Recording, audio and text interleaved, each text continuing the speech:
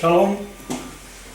Nos vamos a la sexta aliyá de la Parashat Shemini, Vaikra capítulo 11, versículos desde el 1, que es donde comienza, hasta el versículo 31. Leemos en la Torah. Habló Adonai a Moshe y a Aarón diciéndoles: hablen a los Bnei Israel diciendo: este es el animal que comerán. De toda bestia que hay sobre la tierra, y todo el que tiene hendida su planta y tiene hendidas sus pezuñas y rumía en la bestia, a esa comerán. Pero a estos no comerán de los rumiantes y de los de planta hendida.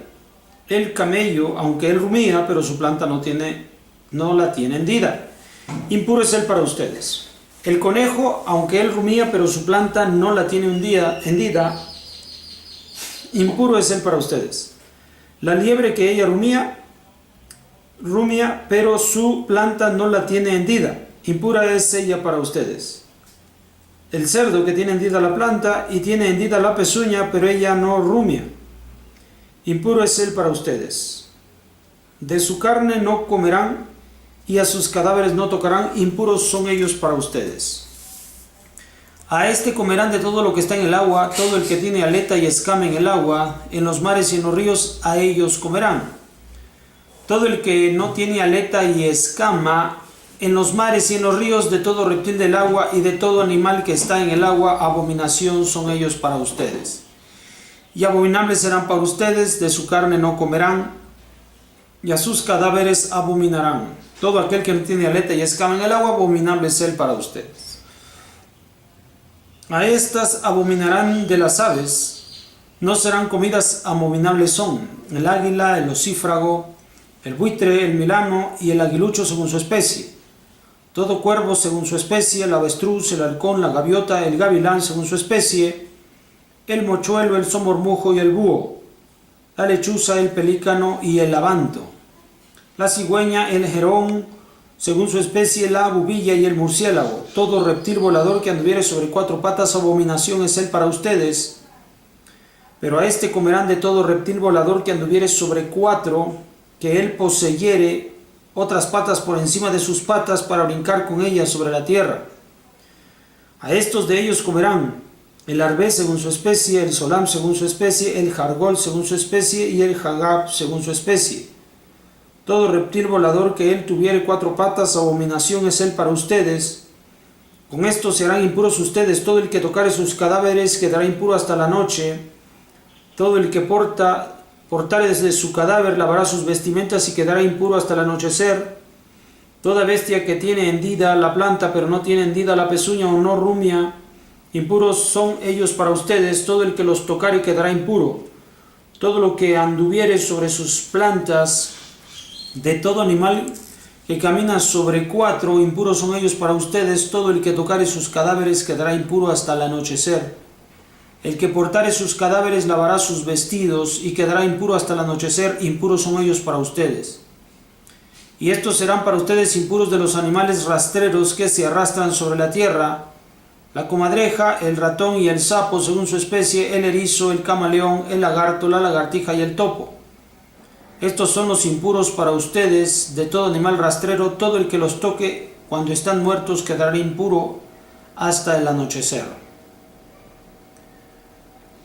Siguiente versículo: todo lo que cayere sobre él de ellos cuando estén muertos quedará impuro, sea cualquier utensilio de madera, vestido, piel o cilicio. Todo utensilio que se hiciere labor con ellos en agua será traído y quedará impuro hasta el anochecer y se hará puro. Bien, en esta sexta aliyá de la Parashat Shemini, después de que se ha revisado los momentos en los cuales se deberían sacrificar los animales en el Mishkan, momentos que se consideran de Kedushá, de santidad, van a servir para, como ya aprendimos de estos 5 tipos de sacrificios de Korbanot, van a servir como gratitud, como una convivencia y también para expiación de sus pecados. Y de inmediato se llega a otro tema, que es el tema que conocemos nosotros como la base del kashrut, la ingesta de seres vivos, la ingesta de animales que sean aptos para el consumo del pueblo de Israel. Estos animales comienzan obviamente con los animales que son sacrificados en el Mishkan, que son los mamíferos, son rumiantes, tienen la pezuña hendida. Ellos, como consecuencia de que son sacrificados en el altar, también son para el consumo humano, pues hemos aprendido que los Kohanim y Levín consumen de ellos, que los Shelamim son llevados tanto para los Kohanim como para los que lo ofrendan. Por lo tanto, a partir de ahí se disfruta de la carne de ese sacrificio. Y los animales allí sacrificados pueden ser ingeridos su carne por el hombre. Empieza con los mamíferos, los cuadrúpedos, los cuales tienen la característica, 1, de ser rumiantes, 2, de tener la pezuña hendida y la pata hendida. Inmediatamente, ya que está en este tema, se habla acerca de los peces para que estos puedan ser consumidos por el hombre. Entonces también presentan 2 características, que son la de aletas y de escamas, sea de mar, sea de río, de agua dulce o de agua salada. Inmediatamente después habla sobre las aves, que aun cuando no se describen aquí sus características en forma directa, alude a ellas de acuerdo a los animales que son considerados impuros para el consumo del pueblo de Israel.